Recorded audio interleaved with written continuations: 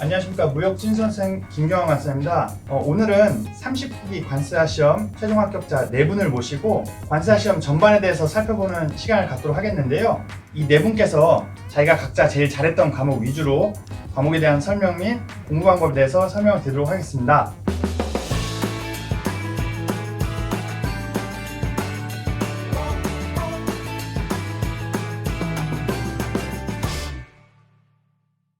안녕하세요. 저는 39회 관세사 시험에 합격한 송준우입니다. 저는 대학에서 포르투갈어를 전공했고 수험 기간은 총 22개월, 약 2년 동안 공부했고 이유예로 합격했습니다. 네, 안녕하세요. 저는 영어 통번역학과를 전공으로 하고 2년 동차로 합격한 39기 관세사 김영진입니다. 안녕하세요. 저는 경제학을 전공했고 1년 8개월 이후로 합격한 39기 관세사 심혜원입니다. 안녕하세요. 저는 세르비아와 크로아티아어를 전공하고 2회로 합격한 39기 관세사 최지수입니다. 우리 관세사 시험이 1차 시험과 2차 시험으로 구성이 되어 있는데요. 그럼 1차 시험부터 해서 간단하게 시험 방법과 각각 과목의 특징에 대해서 송쌤부터 해서 설명을 부탁드리겠습니다.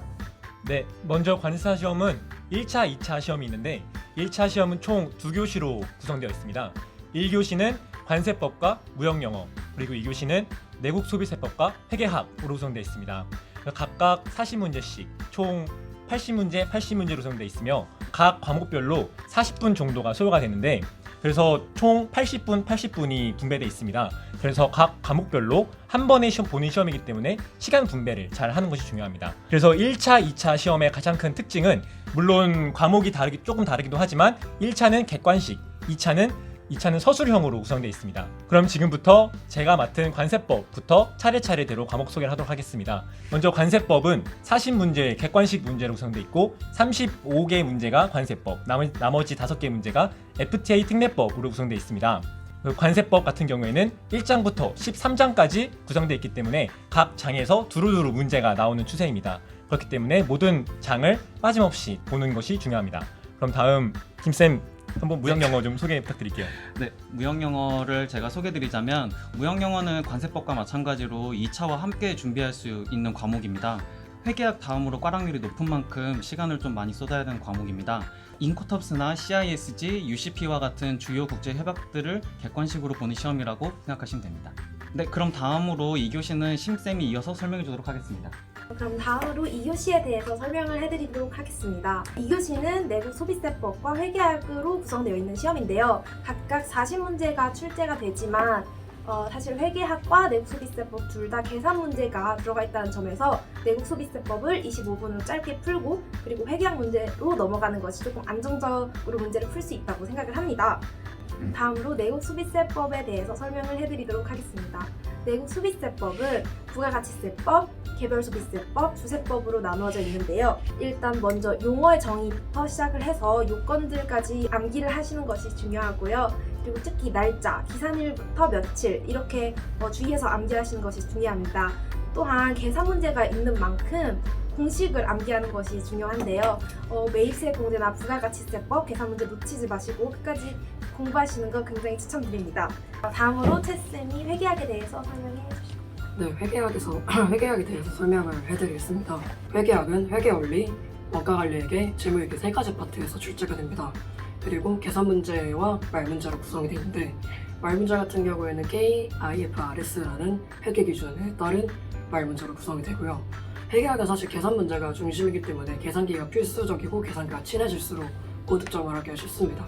다음부터 송쌤이 관세법 공부 방법에 대해서 설명해 주시겠습니다. 네, 관세법 같은 경우에는 1차, 2차가 함께 연계되어 있는 과목이기 때문에 1차 때부터 확실하게 그 토대를 마련해 두는 것이 굉장히 중요합니다. 저 같은 경우에는 무역 비전공자였기 때문에 처음 시험에 진입할 때 그 개념 이해가 굉장히 부족했습니다. 그래서 제가 사용한 방법은 첫 번째, 인강 반복, 두 번째, 많은 문제 풀이, 세 번째, 목차 통일화입니다. 첫 번째, 인강을 많이 들으면 들을수록 처음에 이해하기 어려웠던 개념들이 조금씩 이해가 되는 부분도 있고 많은 문제를 풀어봄으로써 문제가 어떤 식으로 나올지, 어느 부분에서 함정을 팔지, 그리고 약간 출제자의 입장에서 문제를 파악하고 예상해보는 그런 능력을 키울 수가 있습니다. 그리고 목차의 통일화는 예를 들어 고액 상습 체납자의 명단 공개 같은 경우에 정의부터 의의, 그리고 대상, 제외 대상, 절차 이런 등등으로 목차를 마련해 놓으시면 그에 따른 어떤 요소도 쉽게 알 수가 있고 2차로 넘어가서 문제를 목차에 따라 서술하는 데 굉장히 많은 도움이 됩니다. 다음으로는 무역 영어에 대해서 김쌤 소개 부탁드릴게요. 네, 무역 영어는 2차에서도 시험에 많이 출제되는 만큼 주요 협정들 같은 경우에는 미리 암기식을 만들어두고 외워두는 게 2차에도 큰 도움이 됩니다. 그리고 협정별 중요도에 따라서 다독을 통한 눈에 익혀두는 게 중요하고 그 과정에서 빈칸을 뚫어두는 것이 시험 볼 때 도움이 많이 된다고 생각합니다. 네, 그럼 다음은 심쌤이 내세법 공부 방법에 대해서 설명드리도록 하겠습니다. 네, 다음으로 내국 소비세법 공부 방법에 대해서 소개해드리도록 하겠습니다. 아까도 말씀드렸다시피 부가세법, 개별소비세법, 주세법으로 이루어져 있는데요.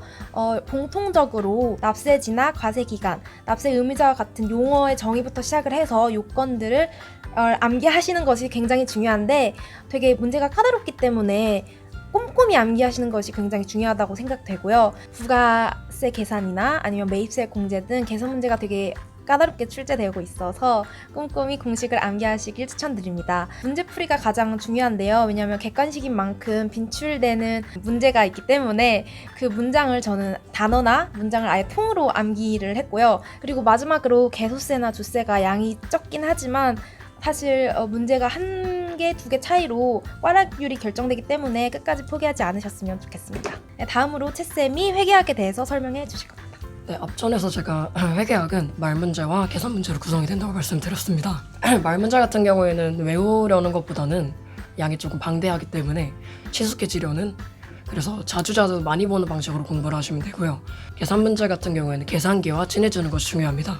대부분은 복리이자를 구하는 방법으로 나오기 때문에 복리이자를 구하는 방법을 먼저 친숙해지신 다음에 알아서 손이 먼저 갈 수 있게 풀어주시면 되고, 저 같은 경우에는 왼손으로는 계산기를 계산하고 오른손으로는 문제를 푸는 방식으로 해서 양손을 쓰는 것도 시간을 단축하는 데 굉장히 많은 도움이 됐습니다. 네, 지금까지 1차 4과목에 대해서 알아보았습니다.